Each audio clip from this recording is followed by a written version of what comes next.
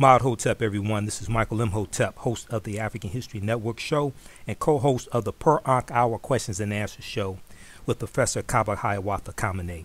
I want to let you know that I'm doing a fantastic presentation coming up Sunday, February 2nd, 2014, 2 p.m. to 6 p.m. It's entitled, Should African Americans Celebrate Black History Month? Exposing the Myths.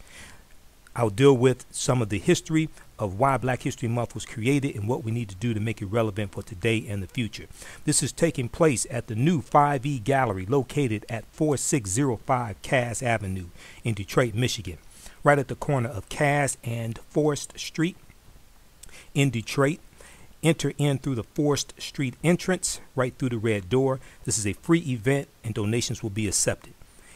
In this in-depth presentation, I'll dispel some myths regarding African American and African history in an astonishing way that will surprise you. This lecture is full of sources such as articles, video clips, websites, etc. to properly document what I'm talking about. Some of the topics I'll deal with are the history of Black History Month and why it was created, the African presence in America going back at least 51,700 years ago in Allendale County, South Carolina. Was John Hanson the first black president? Was Africa named after a Roman general named Scipio Africanus? Did President Abraham Lincoln free the slaves with the Emancipation Proclamation? Is there a person of African descent on the back of the $2 bill? And much, much more. This is a free event. Donations will be accepted. We will also live stream this presentation on Town Zone TV if you cannot make it as well. For more information, visit our website, theafricanhistorynetwork.com, theafricanhistorynetwork.com. You can also give us a call, 313-462-0003, 313-462-0003. And yes, this is Super Bowl Sunday, so we're ending at 6 o'clock, so you can go watch the Super Bowl, go to your Super Bowl parties, but you can web stream it live from your home as well, wherever you are in the world. Hope to see you there, and remember, right knowledge corrects wrong behavior. Imhotep. Today's presentation is dealing with should African Americans celebrate Black History Month. So some of the things we're going to deal with the origins of Black History Month. How many people know the origins of Black History Month before you saw it this morning on TV? If you know the origins of Black History Month, raise your hand.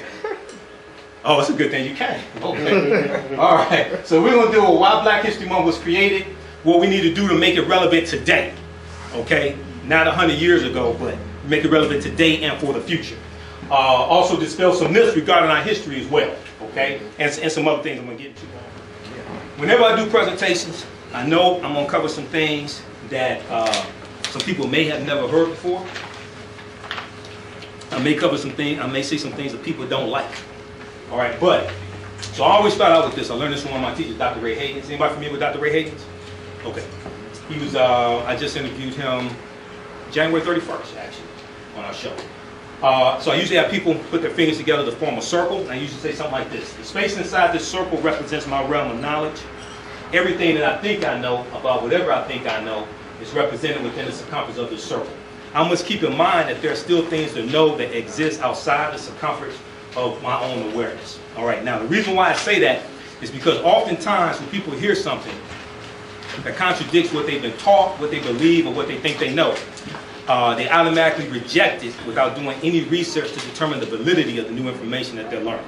Okay, and at the same time, they usually don't use that same level of scrutiny to analyze, critique, or reevaluate what it is that they believe or think they already know. Okay, so just because you know everything that you know doesn't mean you know everything there is to know about what you know. All right, so just like let people know that. And also we have to keep in mind that everything you know right now at some point was new to you. Okay, just because it was new to you does not mean it didn't exist. All right, okay, everybody understand that? Okay, now 2 reasons why I do these presentations. It takes a lot of research to do these. I was putting this presentation together up until 12 o'clock today, okay? Because I've done this presentation before, but I'm always changing things around, adding more information, things like this as new information comes out. So 2 reasons why I do these. Number 1, to make you think. If I can make you think, then you start asking questions. You start asking questions, you start seeking out answers, okay? Number 2, to provide you with the information, the history, the sources, books, websites, articles, etc. for you to do your own research. And whenever I do my presentations, when I do my show, I tell people, don't take my word for this, go do your own research. That's why I present you with the sources. So hopefully you brought pen and pad today, because you're going to get a lot of information. You can get website links, things like this, and we are online, so I'm going to show you some website pages also. Especially when we get to the information dealing with Scipio Africanus. How many people familiar with this brother here, Dr. David Imhotep?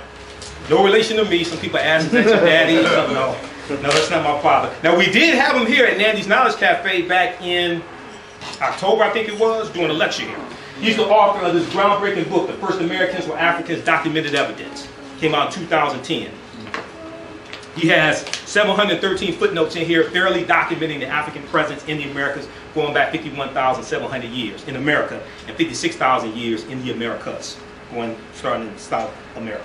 Okay, he holds the first ever PhD in ancient African history, and the reason why he got a PhD in ancient African history is to be able to deal with entities like the History Channel, National Geographic, and those European scholars who put out misinformation about African history. Okay, so he'll have the credentials and can actually deal with them on an academic level and prove them wrong. And if you go to his website, www.historictruth.info, he has a 2-page abstract that you can download. And I think I have it with me because I was just looking at it the other day. I was on Mason's show Friday, I was on Angela Henderson's show Thursday, and I had it with me, and I have so many notes. So, oh, here it is right here. Yeah, you can download this. This is free. It's a 2-page. It gives you an overview of his book, okay? But he wrote a response to a, let's see if I can find it here. He wrote a response to a piece that National Geographic did. And let me just share this with you quickly. It says, one of Dr. Imhotep's primary reasons for wanting a PhD in ancient African history was to secure the credentials needed to fight white supremacy in academia. Dr. Imhotep's first attack on white supremacy in academia began with editorial rebuttals to Eurocentric articles that appeared in Atlantis Rising magazine, as well as a response to National Geographic's The Black Pharaohs in the February 2008 issue, correcting them on the African ancestry of all pharaohs until the Greek Ptolemies. Okay, his latest completed work is an article on the African Aqualithic, just accepted by the Journal of Black Studies. Okay, so he wanted to have those credentials to deal with them on that level because they put out a lot of misinformation. Now, there are some good things like on the History Channel, things like that. But a lot of that stuff, especially when they deal with the ethnicity of these ancient people, is totally inaccurate. Okay, they did a fantastic, because I watched some of their documentaries. I use them as sources, things like that. They have some good information, but some things I have to call them on. They did a multi-part series on the barbarians, the whole history of barbarians, these Germanic people, the Visigoths, the Vandals, the Anglos, the Saxons, the Lombards, the Jutes, all these Europeans, the Franks, okay? And when they get to the 8th century, 711 AD, they show the Moors riding in on horseback into the Iberian Peninsula, which is today Spain and Portugal. They showed these as Arabs, light-skinned Arabs riding in, when these were dark-skinned African people, okay? But they don't want to show you that. And what's happened is the word Moor has become synonymous with Muslim, and Muslim is synonymous with Arab. But all Muslims are not Arabs. You have people of all ethnicities who are Muslims, okay? But if they can make you think that Muslim means Arab, then when they show you Moor, you don't know that they're talking about African people, okay? So, as Dr. Jose Clemente Bay, who's who's one of the baddest scholars on the history of the Moors, especially in medieval time, he said, if you don't know the names that your people have had throughout history, you won't know how to find yourself in history. Page 14 of his book, he gives just a breakdown of the type of evidence of the African presence 51,700 years ago in the territory known as South Carolina. Artifacts, architecture, campsites, carvings, Egyptian writings, the metal netter, what Greeks call hieroglyphics, footprints in lava, genetic M174 and D haploid groups, so we're dealing with genetics, DNA, things like that, linguistics, paintings, skulls, skeletons, structures, and tools. Okay, that's just a synopsis of the type of information that's in his book, the documentation. All right, he has 713 footnotes thoroughly documenting what he's talking about. And I've told him personally, I've interviewed him 4 times, maybe 5 on my show. I've told him personally, I said, this book single-handedly can destroy European white supremacy. This comes from, I did a presentation here, and I have it on DVD also. Should African Americans celebrate European holidays, the history of Christmas. This is a picture of the national flag of Corsica, which is a French island in the Mediterranean. This is a picture of the national flag of Sardinia, which is an Italian island in the Mediterranean. Their national flags both have African people on their flag, okay, Moors heads. You can go to answers.com, type in Corsica, and scroll down. It'll come up and show you this national flag. This is today, not 100 years ago. This is today. Originally, what happened, now, Moors were in this area, okay, and it took a monumental effort for them to be defeated. Just Moors who were fierce warriors. It took a monumental effort for them to be defeated. Originally, on these flags, the blindfold, the headband is here, it was over their eyes as a blindfold, signifying that they had been captured. They were prisoners, okay? But as time goes on, they want to be more politically correct, things like that. And also Sardinia, even though it's a very racist island, it's a tourist attraction. So to be more euphemistic and politically correct, they make it a headband as opposed to a blindfold, okay? But if you look at some old depictions of it, you'll see it as a blindfold. One of the problems that I have is when we feel the need to validate our history by interjecting it into European history. So we have to say black history is American history. But wait a second, who was here first? Why do we feel the need to have our history validated by interjecting it into European history? Okay. See, when you empower yourself with this information, then you can have a paradigm shift, and then you can ask the question as opposed to answering the question. And you can frame the way the question is answered. For those that don't know, this is Dr. Carter G. Woodson. He was known as the father of black history, and also the father of Black History Month as well. All right. For let's see here. So some little information on Dr. Carter G. Woodson. I'm always surprised how many people don't know the history of Black History Month, which explains some of the celebrations that I see of. Okay, I'm gonna get to that in a minute. All right. But he was born in 1875. He was born to parents who were former slaves. He was born 10 years after slavery ended. Okay, something very, very important to note. He's born in Virginia. He starts high school at the age of 19 years old. Okay, he works in coal mines and works on the family's farm. He completes 2 years of high school. He completes 4 years of high school in 2 years. Okay, and graduates. And they realize he's very brilliant. Okay. He graduates from Berea College, which is in Kentucky. Berea was founded. Anybody familiar with Berea College? Okay, that's where Dr. Jose Clemente Bay teaches now. All right. It's in Kentucky. They were founded in 1855, and at this time here, he gets a Bachelor's of Literature in 1903 from Berea. But at the time, they were one of the few colleges that have an integrated classroom. Okay, Berea College. Year after he graduates, they changed that. They institute what were called the Days Laws, and didn't allow African Americans into the school until years later. All right. 1905, he becomes a general superintendent of education in Manila, Philippines. His brother was fluent in French and English as well. I mean, French and Spanish as well. Of course, English, but French and Spanish. He gets a job with the U.S. Bureau of Insular Affairs, and he taught English, health, and agriculture in the Philippines. Okay. He also traveled. He resigned from that position in 1907 due to health reasons, and then he traveled to Asia, North Africa, and Europe also. All right. Now, he comes back to the U.S. and in 1907, he comes back to the U.S. in 1907. He goes to enroll at the University of Chicago for his master's.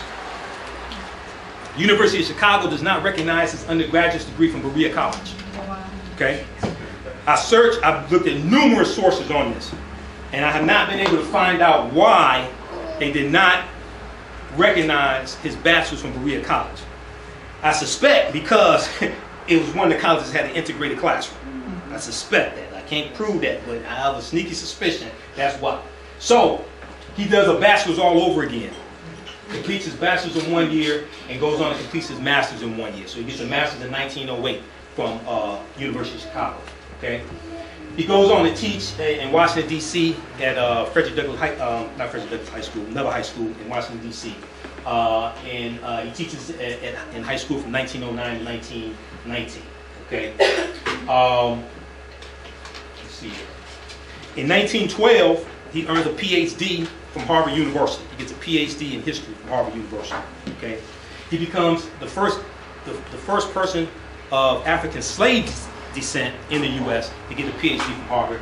Second person of African descent to get a PhD from Harvard. The first was Dr. W.B. Du Bois, 1895. Keep in mind, Dr. W.B. Du Bois was born to free parents. He didn't come from slave ancestry. Okay. All right. Now, 1915, he attends a 3-week celebration commemorating the 50th anniversary of the Emancipation Proclamation. Okay, so we know we just had the 150th anniversary of the Emancipation Proclamation, January 1st, and people were teary-eyed. They had a national tour, taking it around so people could read it. Have you ever read the Emancipation Proclamation? Hey, we're gonna get to that later on. But has anybody ever read it? No. Oh my God. Okay. Ooh, it's a good thing you came today. All right. So he attends a 3-week celebration for the Emancipation Proclamation. They have all types of exhibits, things like this, and it's showing the progress that African Americans have made from the end of slavery up until this point, 1915. Okay, and it's while he's at this convention that he gets the idea to start the Association for the Study of Negro Life and History, because he felt that we need to have an organization that's dedicated to the scientific study and preservation of African American history, but also African history as well. A lot of people leave out the African part. And when you see some of these celebrations dealing with Black History Month, a lot of them just totally leave out the African part. They haven't studied Dr. Carter G. Woodson and why Black History Month or Negro History Week was created. All right, now, so, like I said, he decides to create an organization to promote the scientific study of Black life and history. This excerpt that you're getting ready to watch is dealing with John Hanson and was he the first president. This comes from a presentation by myself, Michael Imhotep of the African History Network show. It's entitled, Should African Americans Celebrate Black History Month Exposing the Myths? It's available at theafricanhistorynetwork.com. It's item number 744. Item number 744, and it is 4.5 hours. Be sure to pick up your copy today. Very interesting. How many people know what this is? Okay. All right. So what have you heard about John Hanson?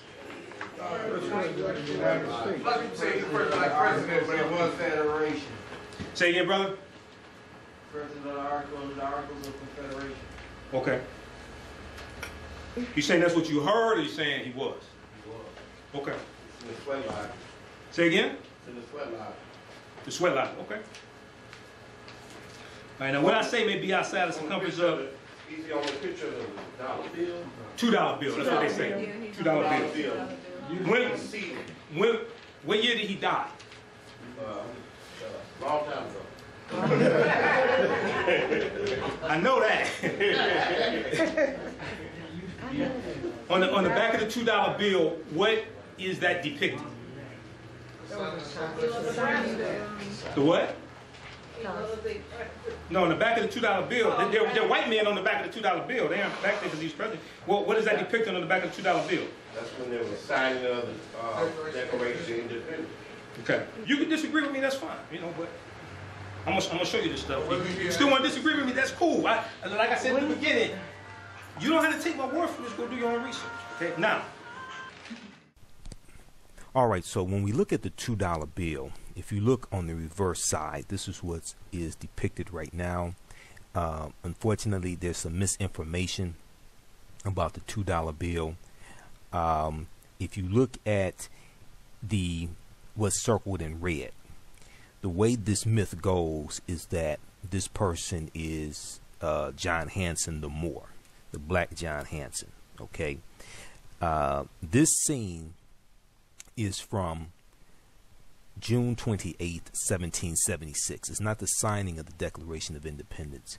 It is the drafting of the Declaration of Independence by the five-man committee.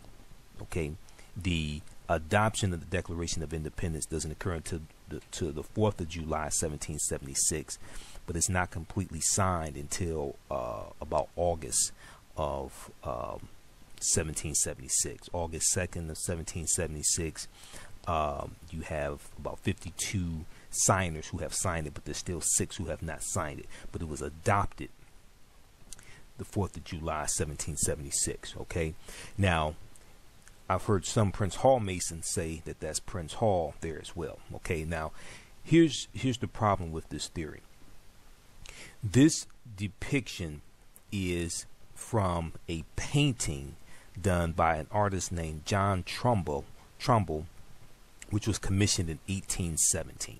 Okay, next what you see here is the actual painting from John Trumbull.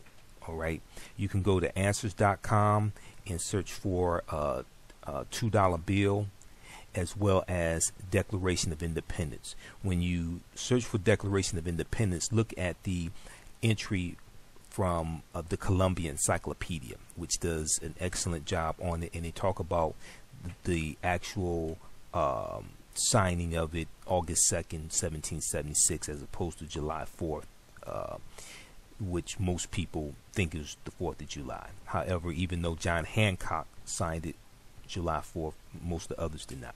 Okay, now when you look at the painting, you'll see that nobody on the painting is of African descent. You'll see that the person who we had circled on the $2 bill, in fact, just has a shadow over his face. He's clearly European. He just has a shadow over his face.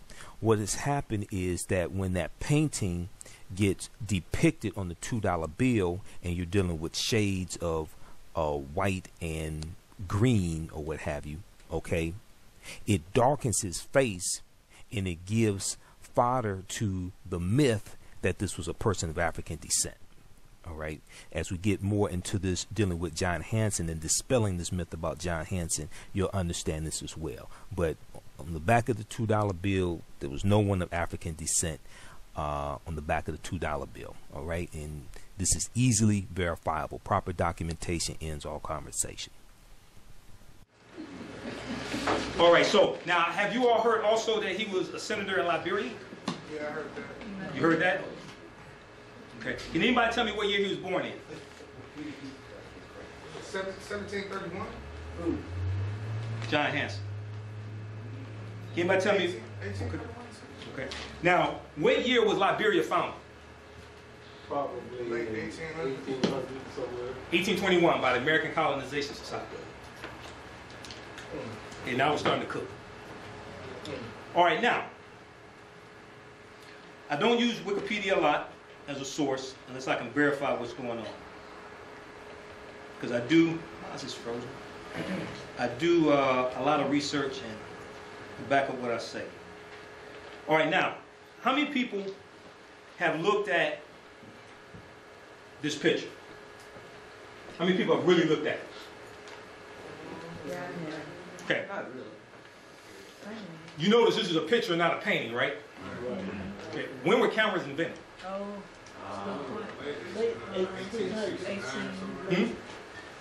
Type of picture this is called a Daguerreotype.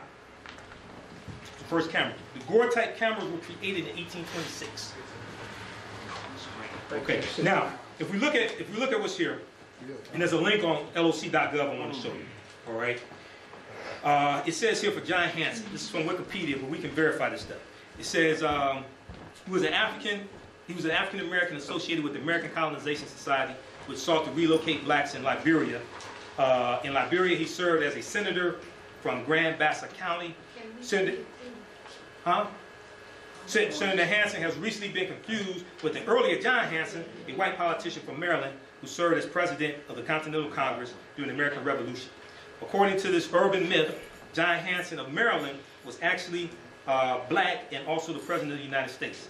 Internet sites promoting the hoax used a photograph concerning the John Hanson of Liberia, to support the claim, even though photography had not yet been invented when the early John Hanson was living. Okay, now if you go look up the Daguerreotype, camera, that was invented in 1826. Okay, Daguerreotype. Don't take my word for this. Go look that up, and it gives you the history of cameras. And now also the picture that they show you from research that I've done, that's from around 1856. We don't know if the technology in 1826, when the Daguerreotype was created, could produce that quality picture. See, that could be second generation technology, third generation technology. Let me give you an example. How many people knew that you had some people like working in government or high level sales, they had cell phones in their car in the 60s, 70s, and 80s? Yeah. People know them, right? Yeah. Okay, so, and my dad used to work for Motorola in the 70s, so he had one in his car. James Bond had one in 19. James Bond had one. Yeah. If you look at the Bill Cosby, Sidney Poitier movie, Uptown Saturday Night, yeah. Biggie Smalls has one in his car. Right. That's not make believe. That technology actually existed. Everybody just didn't have one because bills were probably $1,000 a month, $2,000 a month. And President Kennedy had touch-tone phone. Okay, yeah. When he was president. Yeah, because he was killed in '63, so yeah, they had it. The technology they had was quite a ways back. Exactly. And the tones on the movie, the submarine movie, Voyage at the Bottom of the Sea. Okay. The tones on there that movie was made in 1963, and the tones on that movie would give you a government office if you took your old phone and put it up to the TV and then put the tones into the phone. Okay. It would give you the United States government classified area. Okay. Okay. Excellent. Excellent. So here's the thing. It's like somebody saying, well, people had phones in their car in the 70s and 80s, so they were sending text messages then. When all text messages, first text message was sent in 1992. So they didn't have that technology, especially out on the market. That's coming from digital technology. They didn't have that technology. So just because somebody had a cell phone in their car in 1960 does not mean they were sending text messages. Okay, that's generations later of technology. Okay, so in 1826, when the Daguerreotype is invented, we don't even know if it could. I don't even know if it could produce that quality of picture. Okay, that's from 1856. That picture. Okay, now he serves Continental Congress 1781, 1782. He died in 1783. And if people think he was the same guy who was a senator in Liberia, okay, well, Liberia wasn't founded until 1821. Okay, and I forgot his exact birth date. I had this somewhere. I forgot his exact birthday, but based upon his birthday, if he was also a senator in Liberia, the youngest he could be at that time was 105 years old. Okay? And that's 1821. If that picture of him, that's a good Daguerreotype, if that picture was taken in 1826, based upon his birthday, the youngest he could be there is about 110. If he's the same, if people are trying to tell me he's the same guy who was a senator in Liberia, okay?